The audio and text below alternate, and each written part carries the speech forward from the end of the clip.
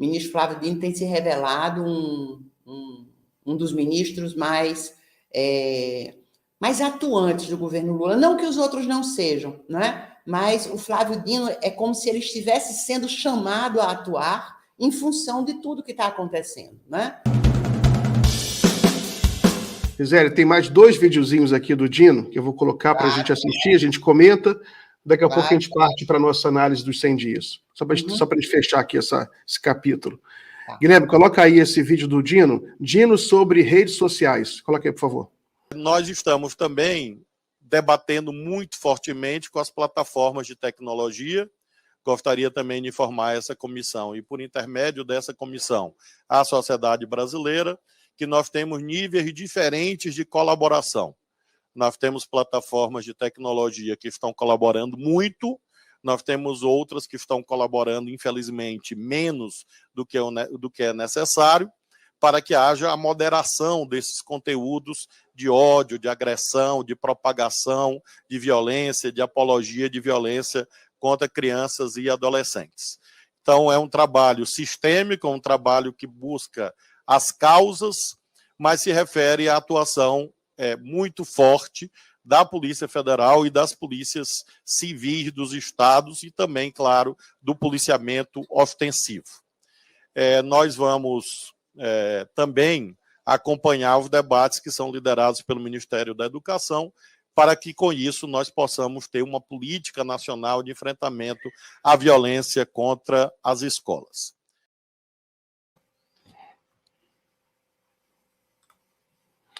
Gisele, então, antes de passar para a nossa análise dos 100 dias, queria perguntar se você tem um comentário a fazer sobre isso que a gente ouviu do Flávio Dino e sobre esse problema triste que a gente está vivendo nos últimos tempos, né, de ataque a escolas. Um comentário seu, por favor.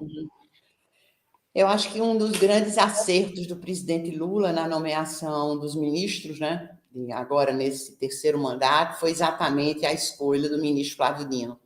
O ministro Flávio Dino tem se revelado um dos ministros mais atuantes do governo Lula. Não que os outros não sejam, né? Mas o Flávio Dino é como se ele estivesse sendo chamado a atuar em função de tudo que está acontecendo, né? Quer dizer, o presidente Lula assumiu no dia 1º de janeiro, né, dia 2, e logo em seguida nós tivemos aí o dia 8 de janeiro, e o ministro Flávio Dino foi obrigado, né, a tomar uma série de providências, e ele, desde então, vem acertando muito e respondendo bem a esses múltiplos ataques, né, que insistem em fazer contra a democracia no Brasil.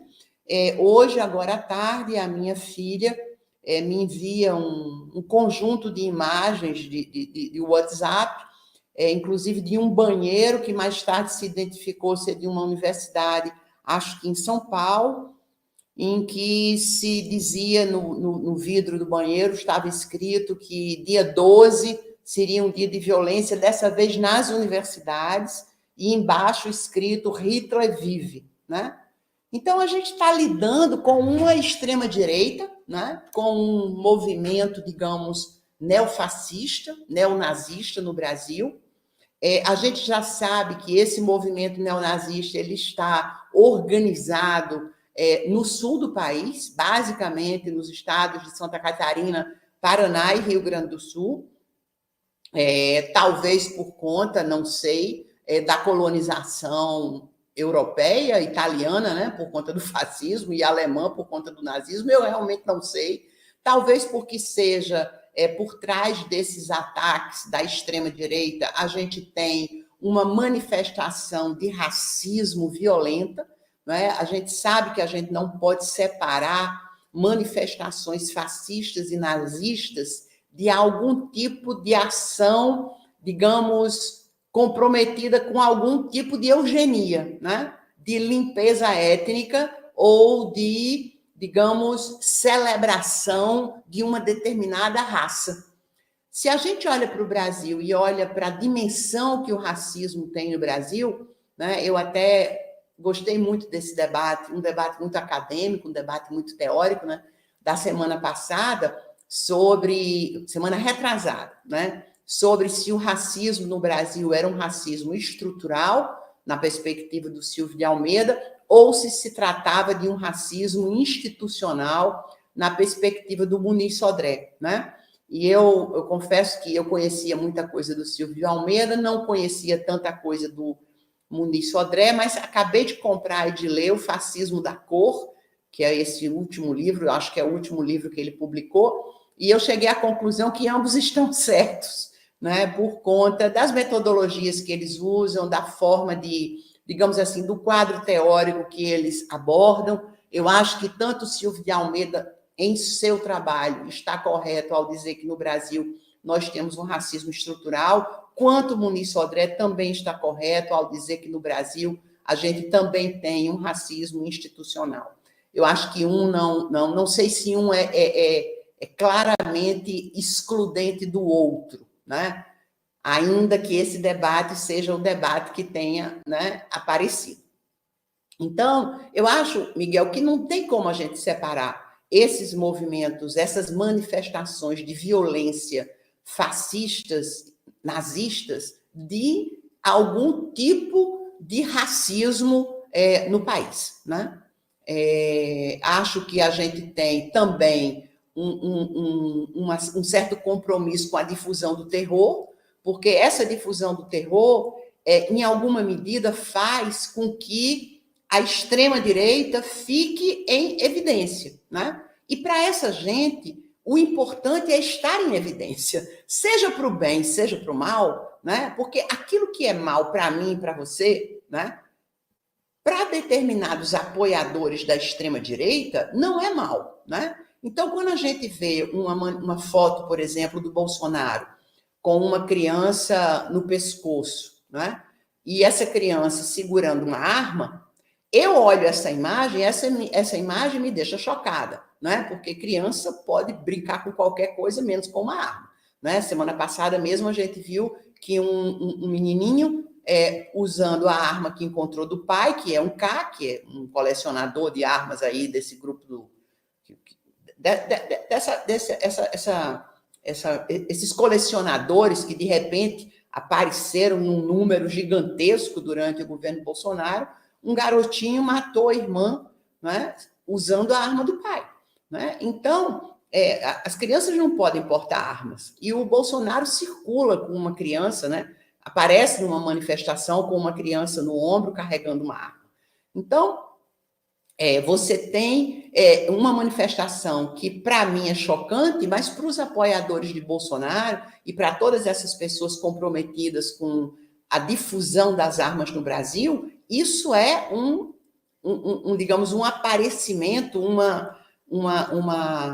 um cenário, digamos, aquela imagem, ela representa um cenário bacana, né, para quem defende esse tipo de perspectiva. Então, eu acho que a gente tem uma mistura, de um lado, o racismo, né, que está por trás, sem dúvida nenhuma, desses ataques violentos, por conta do fato de que os movimentos fascistas e nazistas não se desgrudam de alguma ideia de limpeza étnica, né? Tanto na Itália quanto na Alemanha, o discurso de uma certa raça, de um certo grupo, de uma certa superioridade de alguns, aparecia com muita clareza. Aqui no Brasil, desde o governo Bolsonaro, a gente vê aparecer com muita clareza manifestações de racismo extraordinariamente intensas, como a gente nunca tinha visto. Isso significa que não havia racismo no Brasil? Claro que havia. Eles só tinham um certo pudor em se manifestar assim tão publicamente, tão desavergonhadamente, né? Então, eu acho que é isso, é uma mistura de racismo e também uma forma de se manter em evidência, né? Esses ataques, a difusão dessas mensagens de ataques à escola e ataques a universidades, vai ser o dia da morte em todos os lugares. Isso é uma estratégia da extrema-direita para tocar o terror, né, como se diz por aí, e para se manter em evidência. Eu acho que é um pouco por aí. Muito bom, Gisele. Me parece também que é um ataque ao que existe mais nobre na civilização, né, que é a educação, né? É uma coisa, parece que é um ataque à civilização, né? Um ataque da barbárie contra a civilização. Para mim, é o que representa o bolsonarismo, a extrema-direita, é isso, né? A barbárie contra a civilização, a ponto de matar criança, né? A ponto de invadir uma escola. Teve um caso ontem, que a gente divulgou, saiu em toda a mídia, a gente divulgou aqui, mas saiu em toda a imprensa, de um professor de Jundiaí, que ele foi preso, né? Agora está com tornozeleira eletrônica. Ele foi preso porque na aula, olha só que loucura, ele elogiou o assassino de Blumenau, né, das crianças. Ele elogiou, falou, tinha que matar mais, tinha que matar uns 15 ou 20. Né? Aí, os próprios alunos denunciaram na hora, foram lá denunciar para a diretora chamou a polícia, prenderam o cara na hora. Agora, você vê, saiu o perfil do cara, fizeram rapidamente, a imprensa fez um perfil do cara e entrevistaram alguns professores e crianças lá, alunos. Ele tinha um histórico de racismo, né, de comentários racistas, isso confirma o que você está falando, comentários racistas, comentários homofóbicos. Então, a gente já começa, eu estava até falando ontem, Gisele, começa um pouco a diluir um pouco a nuvem, né, que foi muita perplexidade esse assassinato dessas crianças, né, mas que a gente quer entender, né, não é possível. Mas tem a ver com ódio, né, o discurso de ódio, de extremismo, contra a civilização, contra a vida, né? E aí isso, né, não explica, mas pelo menos a gente tem aí um perfil psicológico, né, mais ou menos, da onde vem esse ódio. E teve um caso hoje que eu queria mostrar aqui, vou pedir para o Guilherme subir, você vê da onde vem, né, que é o senador Marcos Duval, do Espírito Santo, que é uma figura esquisitíssima, né? Ele publicou hoje nas redes uma imagem. Eu vou colocar aqui para a gente denunciar, né? Enfim, que com incitação à violência contra o presidente Lula, né? Ele está sendo denunciado já no Conselho de Ética, no Senado, todo o PT está se articulando para denunciar. A gente coloca aqui porque tem que mostrar isso para denunciar, né? Esse cara, ele é uma pessoa muito desequilibrada, pode tirar aqui, não quero ficar vendo você no tempo, não. É muito desequilibrada, que recentemente, primeiro denunciou uma tentativa do golpe do Bolsonaro, depois começou a falar que era uma armação dele próprio para enganar o ministro do Supremo, né?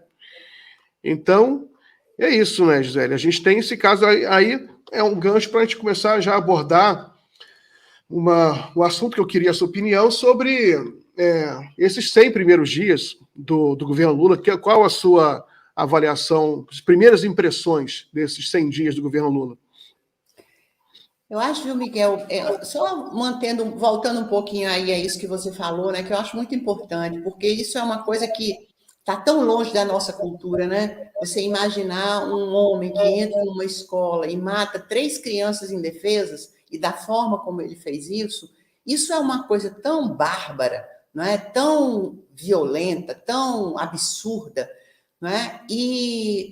Ou essa manifestação que eu não tinha visto ainda, do senador Marcos Duval, na verdade, essas duas coisas estão totalmente entrelaçadas, né? Porque o senador, provavelmente, ele está, de um lado, tentando... eu não tinha visto a imagem que ele divulgou, né? Mas, sem dúvida nenhuma, ele está divulgando essa imagem, de um lado, como senador, então ele está tentando se valer do fato de que ele tem imunidade parlamentar e ele só pode responder por esse tipo de ação diante do Supremo Tribunal Federal. Agora, do outro lado, isso também passa um recado, além do recado da violência, ele passa o recado de que é uma espécie de liberdade de expressão, porque isso é outra coisa que a gente precisa discutir aqui, né? Quer dizer, o professor de Jundiaí, que foi preso e agora está com tornozeleira eletrônica, uma pena, porque ele devia ter ficado preso mais um tempo, né, para ver se refletia melhor sobre dizer tanta bobagem. Quer dizer, essa gente acredita que se manifestar a favor da violência contra terceiros, seja quem for, não é? Porque quando ele diz que ele devia ter matado mais, ele não está falando de pessoas negras, de pessoas homossexuais, LGBTQIA+, ele não está falando de nada disso. Ele está falando de crianças indefesas. Além de tudo, 4 crianças brancas, né? Porque isso ocorreu no interior de Santa Catarina.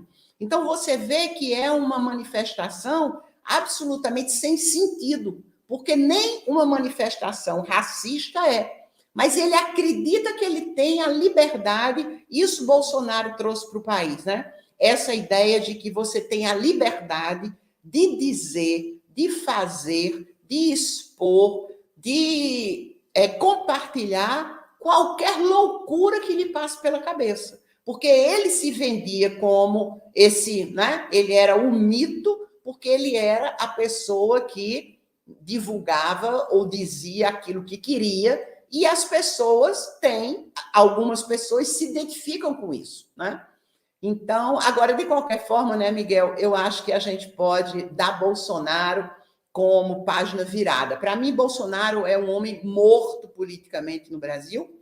Isso certamente vai ser confirmado pela Justiça Eleitoral. Não tenho nenhuma dúvida que Bolsonaro é carta fora do baralho, né? Digamos assim, na plataforma eleitoral. A gente não o terá mais como candidato, nunca mais. Bolsonaro está morto, né? Morto e enterrado.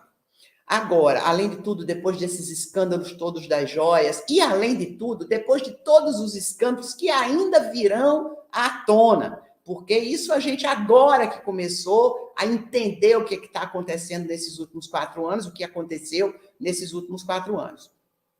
Então, agora, o problema é que se Bolsonaro está morto, a extrema-direita não está.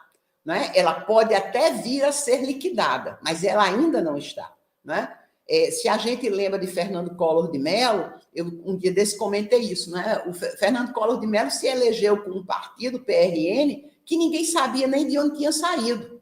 Né? E se elegeu, e foi aquele caçador de marajás, era um mito de um outro feitio. Né? Ele andava de helicóptero, andava de jet ski, andava com milhões de coisas por aí, e era essa pessoa que empolgava, né, os desavisados. Agora a gente tem a versão mais piorada, que é a versão de Bolsonaro, e a gente precisa ter cuidado para, no futuro, não aparecer um outro, né, ser que, em alguma medida, representa a morte. Né? E aí, fechando aqui esse bloco, eu acho que os primeiros 100 dias do governo Lula representam exatamente o contrário, representam um compromisso com a vida.